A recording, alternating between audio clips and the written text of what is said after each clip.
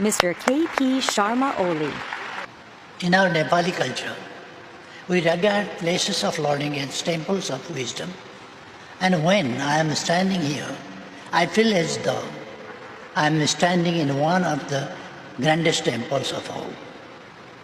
I extend my heartfelt thanks to you, Madam Provost, for this gracious invitation.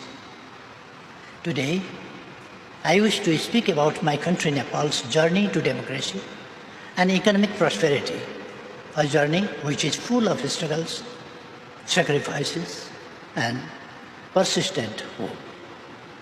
A nation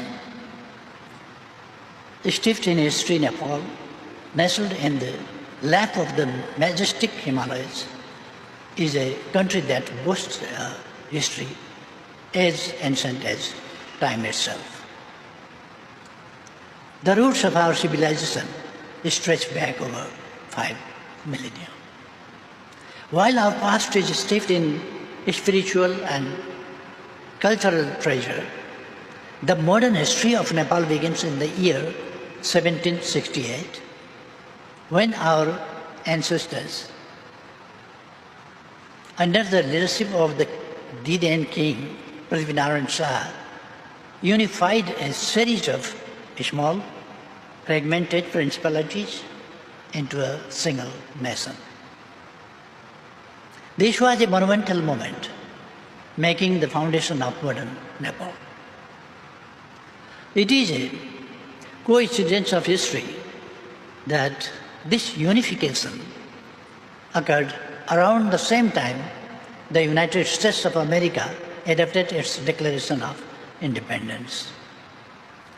The two struggles of nationhood were taking place at the same time in human history, yet they were oceans apart geographically.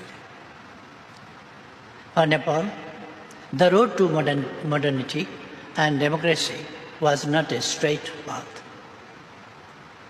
For 104 years, under the Rana oligarchy, the people of Nepal endured the tyranny of an authoritarian regime that suppressed their freedoms and stifled their potential.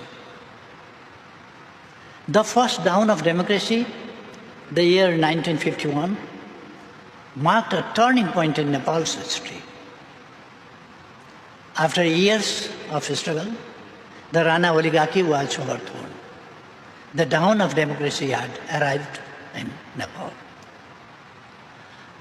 Yet the utopia of those early years was short-lived. The king soon nipped the democracy in bud, imposing a partyless system of governance known as Panchayat system, which was partyless Panchayat system. This system, which lasted from 1960 to 1990, prohibited political parties from politics. Despite these setbacks, the flame of democracy was never fully extinguished in Nepal. The people's movements and the triumph of democracy, the flame of democracy flickered once more in 1990, ignited by a massive popular movement known as the Jana Andolan or People's Movement, which compelled the autocratic monarchy to yield to demand for a democratic constitution. The Constitution of 1990 established Nepal as a constitutional monarchy with a multi-party democratic system and enshrined fundamental rights such as freedom of speech, assembly, and association. But unfortunately, before democracy had taken root, the country plunged into conflict. A decade-long armed violence launched by Maoists resulted in the tragic loss of over 17,000 lives. King seized the power once again on the pretext of insecurity and put the undeclared ban on the political parties. In 2006, again, a wave of democracy swept over the shore of Nepali politics as a mass uprising known as yet another Jana Andolan or People's Movement forced the absolute monarchy to relinquish its power. And it also led to the signing of a comprehensive peace accord in November 2006, ending the Maoist conflict and bringing back the country to peace and democracy. In 2008, for the first time in our history, a Constituent Assembly was elected. The first very meeting of the Constituent Assembly took a historic decision to abolish the monarchy, ending the 240-year reign of the Shaha dynasty and transforming Nepal from an autocratic kingdom into a democratic republic. This momentous achievement proved the fact that people are mightier than armed violence or autocratic power based on traditional or hereditary. And people are ultimate force to drive the history and shape their own destiny. The promulgation of the Constitution and the road ahead.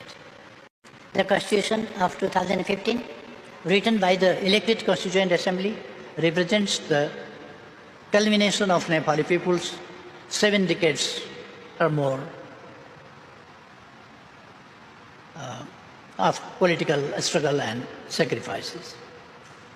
It has provided a stable legal foundation, allowing us to focus on the next phase of our national journey, the pursuit of economic prosperity. Ladies and gentlemen, we see democracy as a political and social system in which every person feels dignified, every person sees boundless potentials, and every person feels safe and secure. My lifelong struggle to freedom has shaped a vision of democracy which I call comprehensive democracy. When I say comprehensive democracy, I envision to cultivate an environment that guarantees equal rights, equal access to opportunities, social justice, and security, as well as dignity for all. It aims to elevate human conscience and advance civilization to a higher realm. Nepal's economic transformation. Now, let me touch upon our journey of economic development. As early as the mid-17th century, Nepal thrived as a vibrant interport between India and China. Trade between these two great nations was routed through Kathmandu, the capital of Nepal, and so much so that Nepal enjoyed the lucrative privilege of minting silver coins for Tibet, a highly profitable enterprise. However, after the establishment of modern Nepal in 1768, the nation was embroiled to continuous wars for expansion and consolidation for several decades, leaving little room to focus on economic development. For much of the 20th century, Nepal's economy was largely feudal and agrarian with widespread poverty. However, over the past few decades, we have made substantial strides in improving the socio-economic conditions of our people. As we look to the future, our national aspiration remains a guiding mantra: prosperous Nepal, happy Nepali. This vision aims to create a society where poverty is eradicated.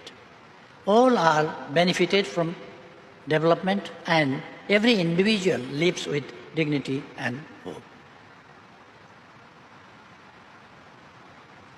Madam Provost, Nepal is not designed for economic backwardness. On the contrary, I hold a profound conviction in Nepal's potential for enduring prosperity, which we can achieve within a relatively short span of time. We are a vibrant democracy with a stock of hard-working young population. Nestled between India and China, both of whom have become economic powerhouses, Nepal is uniquely positioned to make its economy dynamic for accelerated economic growth. I am now leading the government formed by two major political parties in parliament, which have played decisive roles in the journey towards democracy and nation building. Our two parties are committed to providing exemplary governance with impeccable standard of integrity and transparency. Nothing is more paramount to us than to bring prosperity and happiness in the lives of our fellow Nepalis.